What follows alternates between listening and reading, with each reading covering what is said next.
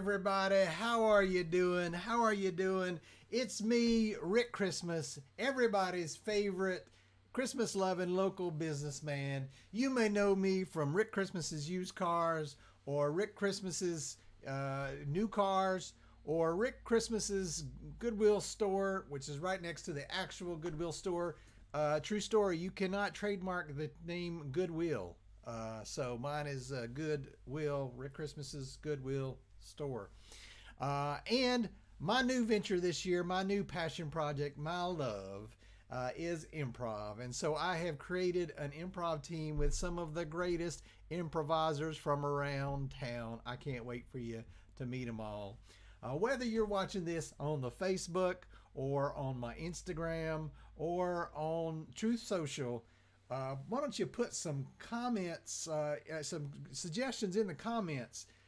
Maybe what you need to understand is in improv, we feed off of your suggestions. All right. So you give a suggestion, like, for example, pineapple. All right. So then we take pineapple and we do something funny with it. You're going to love it. Everybody knows Rick Christmas loves two things: Christmas and now improv. All right. Well, you didn't come here to hear Rick Christmas go on and on about how much he loves Christmas and improv. You came to see a hell of a show. So let's bring our cast out here and say hello to every single one of them. Let's give them a round of applause. Show them some love in the chat on the YouTube or on the Facebook or on the Truth Social, whichever one you're on. All right. Hey, look at that. Oh, let me tell you what. This year has been a roller coaster. And these characters, oh man, it's been fun learning improv with them. I'm going to highlight them and let them introduce themselves to you. All right. And I'm going to start with, oh my God, one of my best friends in the world, right here. Hey, my name's Kringle. Kringle Dingle. It's not my real name. But ever since I left the elf group, I cannot use my real name. I only wear black because there was a terrible accident that led to my exodus, and I cannot talk about that to anyone but my therapist. So happy holidays. All right. Kringle is such a hoot. Such a hoot. Can you believe it? We got an actual elf in here. And you know how much I love Christmas. And what would Christmas be without elves? A pretty hollow Christmas, if you ask me. All right. Let's keep the fun going. Oh, I'm sorry. Former elf. Former elf, Kringle Dingle. All right, give it up. Show some love in the chat for Kringle Dingle. You know what? I'm gonna drop my Venmo in the chat, and I want you to Venmo me, and I'm gonna share a portion of that with Kringle Dingle. So let me drop that in the chat while I introduce our next player. Tally ho, everyone. I'm Steve, the emotional support Victorian Englishman. I'm the one in Victorian England who, just makes sure people get the support they need. I'm the only one in the whole darn place doing it, so it's taken me a while to work my way around, but I'm getting there. God help. God help. All right. Thank you so much, Steve. Steve has been a blessing to this troop. Let me tell you what, we would not have been able to make it this far without Steve. Can I appreciate you helping me set up my router from here, because that was a doozy. That was. Yep, Rick Christmas's Internet Setup Services. So you can find us. We got a little storefront over next to the Harris Theater. All right, and Christmas is all about emotional support, if you ask me. So think about that. All right, and let's go. Keep going. We gotta go. Such a stacked cast. Let's keep it going. Hey, how's it going, Darlene? Oh, thank you so much, dear Rick Christmas. You are such a dear. I'm Darlene Rather. Hi, everybody. I am so excited to be here. I'm so excited to be doing the improv. The improv is very new to me. I'm from Ontario, and I have a little corner store, and I just love getting it all Christmas up. I have a love-hate relationship with Christmas, but I just go through the season kind of just trying to put more decor on it and everything like that. Oh, Yes, and I like taking long walks in the forest as well. well, thank you, Darlene. Darlene has been a Okay. treasure. And I'm not great with geography, but you know what else they have in Canada is the North Pole. So, Oh, they. It's a little all no. right. And finally, rounding out this solid cast is someone that you may know. We have a bit of a celebrity with us. Let me let her say hello. Hello. I'm retired Malibu Barbie, coming to you from my fabulous vacation home in Australia. I don't reside in Malibu as often as I do reside other places that are also tropical and expensive. Um, I'm also here selling all of my new accessory line. I was trying to get festive and I got all nervous, so I grabbed this scarf. But I'm not selling this scarf. This is my nana made it for me. But I'm selling all my accessories for the holidays. All right. Well, there you have it, beloved toy icon, right here today doing improv with you. Can you imagine such a thing? Yeah. All right. Well, Never thought I'd. and let's give a shout out to our other player who is not here with us today, Kurt, the most insane person on earth. Hey, Kurt, we're with you in spirit, and we hope to have you back at the beginning of the year. All right. So there's this game, and it's called Story. And so I'm going to conduct this story. And this story is going to be a Christmas tale that's never been told before. I hope I'm explaining this well. All right. So I'm going to get a suggestion from those in on the chat. Put the name of a story that's never been told this Christmas and put it in there. And then these guys are going to tell you the story one person at a time. And I'm going to switch who's telling it. I'm going to switch it back and forth, confuse them, try and throw them off. It's the damnedest thing. All right. Okay, let's see here. I'm going to look right here. Again, put it right there in whether you're watching on the YouTube or the Facebook. Put in the name of a Christmas play that has never been done before. Oh, all right. The name of this story is The Christmas Dragon. The Christmas Dragon. All right. So now you're going to see some improv. This is made up on the spot. This has never been seen before. We do not have a script. Everybody show like your desk area that you don't have a script in front of you. Just show the people that you don't have a script. There you go. Nope, I don't have anywhere. I don't have any chalk and board. Nothing. We were never taught to read as elves. I don't know where my camera is. Well, These are on sale for the next 24 hours. My computer, I think. all right. I think the camera's Yes, in my it's computer. right at the top of the computer. Oh boy. Okay. 3 years in, Darlene's just now getting it. no. She spends a lot of time in the woods, so you understand. All right. I do. I like long walks in the woods. All right. Now, ladies and gentlemen, and people of all ages and sizes, we proudly present Rick Christmas's Now Are the Foxes, The Christmas Dragon. The Christmas Dragon. Once upon a time, there was a dragon. His name was Candy Cane. And all he wanted to do was get away from all the other dragons, because he never wanted to be a dragon in the first place. He was just born into the dragon land, and then that was the expectation that he would do the things that dragons did, even though he didn't want to do the things that dragon did. He wanted to explore the world. He wanted to fight battles. He wanted to fly.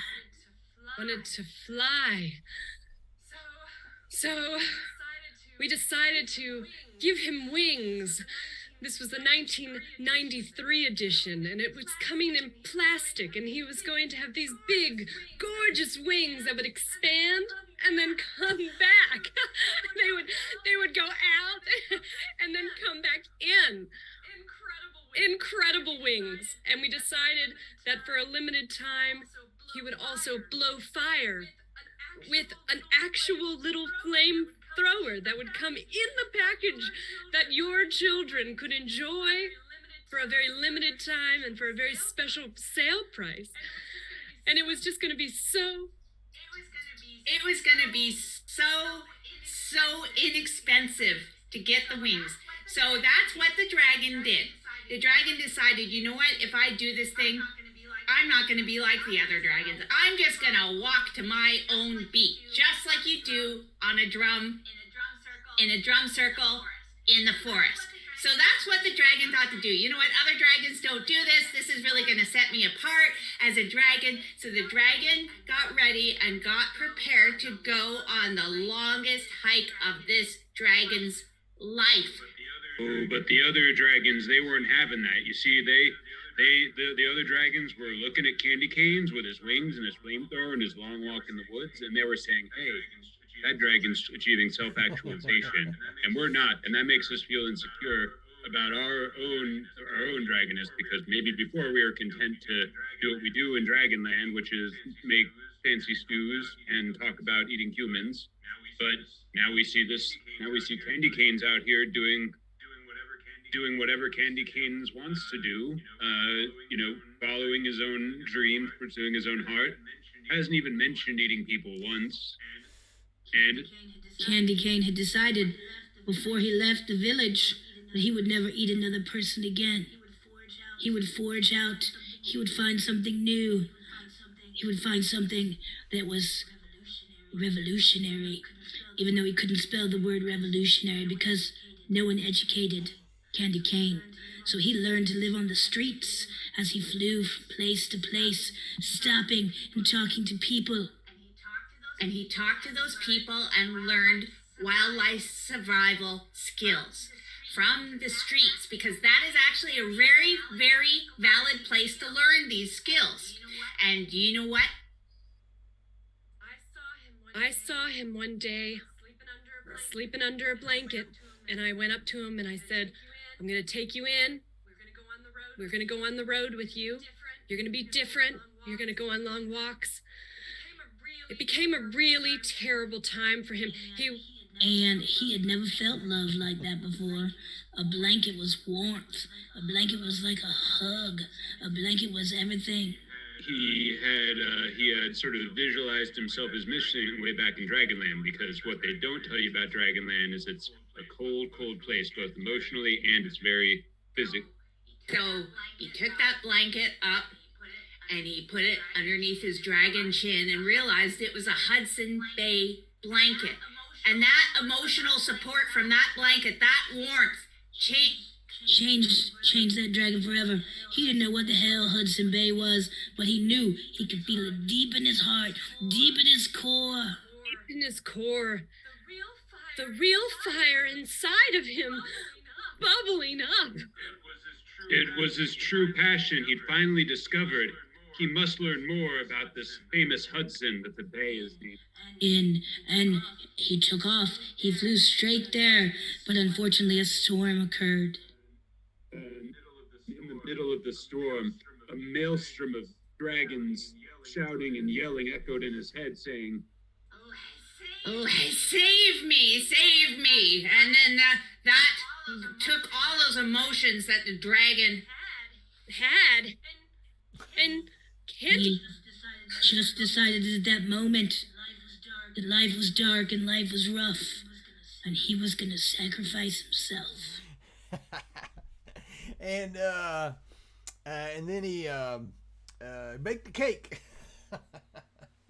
I don't know, like something from The Office. That's like an Office reference or something. That's good. All right, give it up for these guys. They made that story up on the spot. There's no such thing as Candy Cane the Dragon, I don't think. Don't Google it, but I'm pretty sure that they made that up on the spot. So, hold on one second. I'll leave myself a voice memo.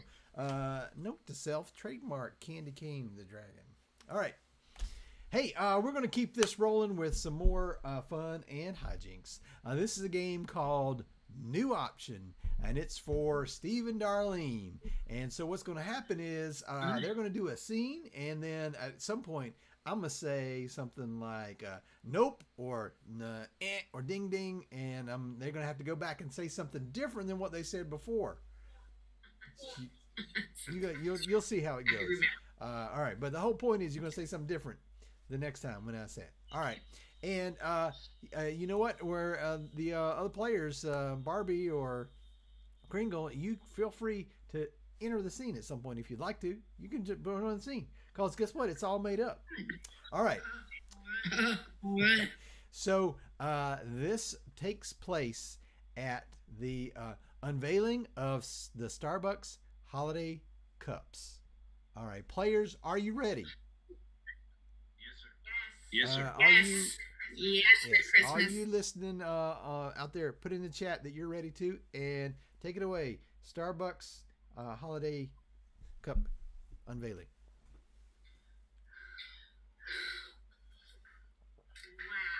Wow. Freeze, ding, Darlene. New way to start that.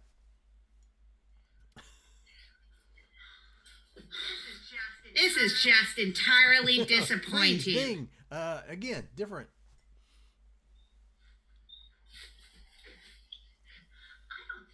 I don't think that this is appropriate. That's better. Yeah, every which way I look at it, it seems kind of not safe for the old coal mines. If you ask me.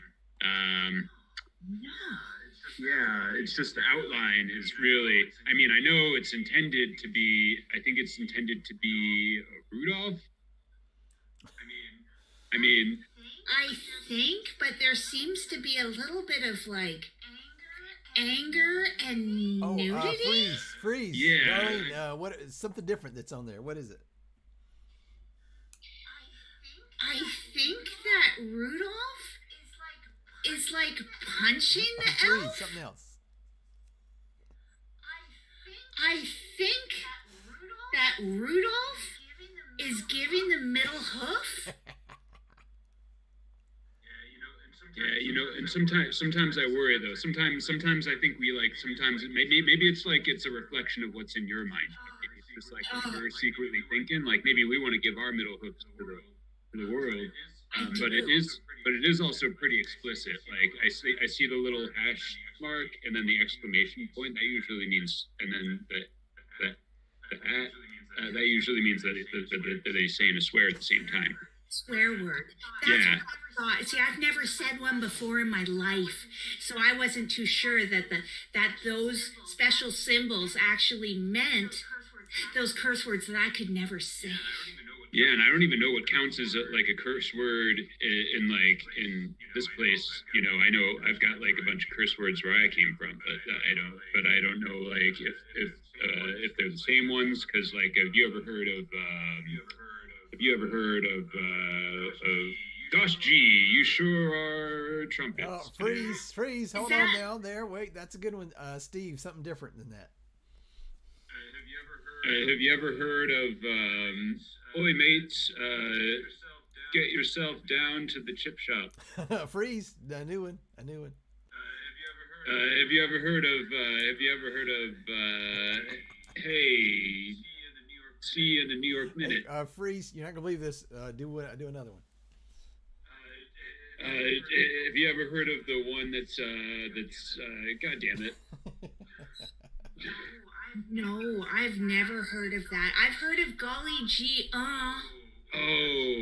That's a spicy one. And, Right. I wouldn't say that one out loud. Oh, you. Sorry. The whole air is blue now between the two of us. 0 to 100. 0 to 100. 0 to 100. I'm sorry. I get really spicy around the holiday season, you know. I think Rudolph's leading us on. I've been waiting in this line the entire time you all have been talking, and you haven't even ordered anything. Oh, that's good, but freeze.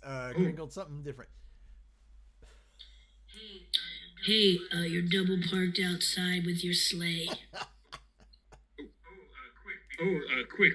Before we address your needs, can you look at this cup and tell us what you see? Look at it. See the sign of the devil? Freeze. New option. I see an unborn baby child inside of that cup waiting to come out and live a beautiful life. Oh God, Deborah, Darlene, you've been drinking out that cup. And scene. And scene. Oh, you know that one feller was Santa the whole time. How about that? All right, great. This next game is for all 4 of our players, and it is called Four Corners. All right, so there's going to be 4 of them on here. I'm going to turn my camera off just so it make it more sense. All right, and we're going to see different scenes based on the pairs that are there and together at the same time. So Darlene and Kringle are one pair, and Kringle and Steve are a pair, and Steve and Barbie are a pair, and then Barbie and Darlene. You get the idea. All right, so I need some suggestions in the chat. And so we're going to start. This is from our good friend Rusty. Rusty. Darlene and Kringle, you are both hula girls on the dashboard of a car. You know them little hula figurines that wiggle back and forth? That's what you are. I've seen them on the TV. All right. And now, Kringle and Steve, you both work together, and you work at a mall Santa stand. Mall Santa. You're making me be an elf again? Hold on. Let's mediate this for a second. If you don't want to be an elf, no. you shouldn't I played the have to be an elf. role for years. I'll play it again. Sure, because if you want to be Santa, I'll be the elf. I don't have any. I'm not going to be that horrible human. It's fine. Okay, I understand. Sorry, I just want to give you the options. Want to make sure we're on the same page. This is gonna be fun. All right, Steve and Barbie. All right, you two are at the holiday Christmas party, the office Christmas party. All right, and then finally, Barbie and Darlene. You two are people on the town council. Town council. All right. Yeah, all right. So, just to review, Darlene and Kringle, you are...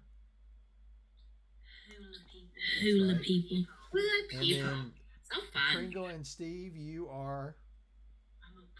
I'm oppressed. I'm Santa. Again, you can. Well, I know you don't want to be Santa. I'm sorry. All right. I will live my Steve trauma. and Barbie, you are... At a holiday Christmas party. Oh, Christmas. And, All right, work party. Work. Oh, it's a work party. No, it's important to keep work in mind even when we're at a work party. Okay. and Barbie and Darlene, you are... On the town council. All right. Council. So let's spin the wheel and mix them all up. Prrrr. And we will begin with Darlene and Kringle.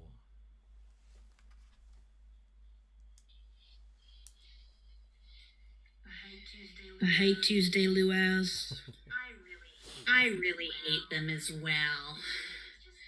It's just they expect so much of us in these grass skirts and everything, but the wind just gets up my bloomers, and I can't think of anything else about how much I might like it. I just can't stop thinking about how much I hate it. You better keep dancing. Oh God, see, the wind in my bloomers just gets me all frazzled, and I lose my train of thought. Yeah, I get it. I get it. The Switch, sky. Kringle and Steve. All right, Santa. What do you need from me now? I just was hoping, that we wish all the kids a Merry Christmas after we I'll tell pick the up all kids Happy Christmas. I'll tell them that. I'll also tell them that you're not the man they think you are. Oh, you can do that, but I know I'm gonna catch heck for this one. But when you say Happy Christmas to the kids, can you say it like you're not mad at them? Like I get that you're mad at me, but like it sounds like you're mad at them when you say it like that. And you should direct that at me because I get it. I'm mad at the naughty ones, but not the nice ones. Switch to Steve and Barbie.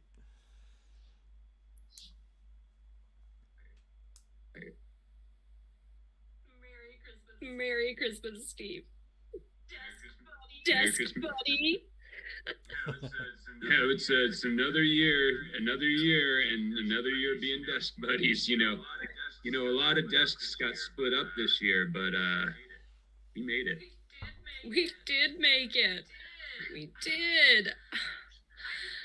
I just think it's so special that I can wake up every morning, put on my brand new cubic zirconium necklace that I just bought from my own line, and then I can bring you a coffee, and then we can talk, and we can do our work at our computers. I love it. And can I just say, how much I appreciate every day that you bring the coffee. I never even had to ask. You just decided it would be a nice thing to do one day, and you've been doing it every day. Even though I only buy your zirconium necklaces maybe once, twice a week, and I feel like that's like the give and take of us, and that's what keeps us as best buddies, and that's what keeps Zoe and Steven, all right, that's what keeps them at each other's throats, all right, working from home, never being able to stop talking about each other. Switch, right? Barbie and Darlene.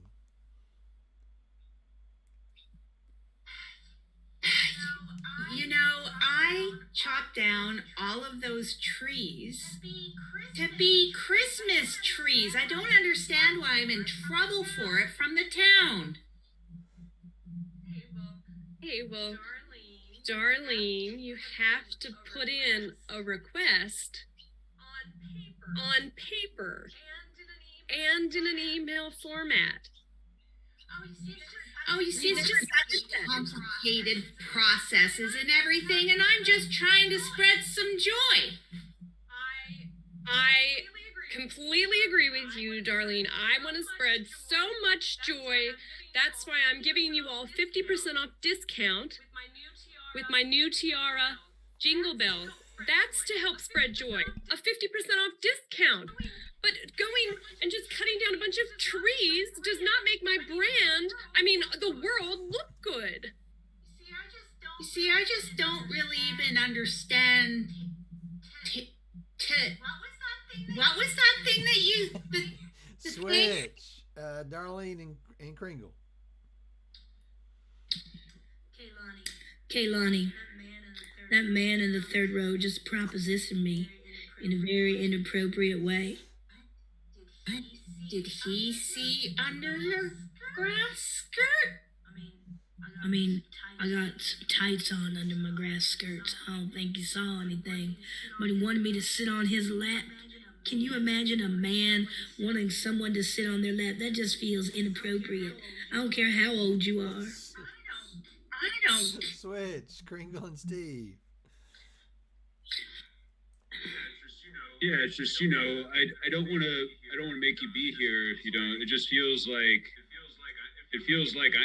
you believe in all the principles of Christmas, and it feels like Are you giving me my freedom? This is a mall. Did you wanna? Did you not? Did you want to go? Do you want to go? Yeah, I would really like to.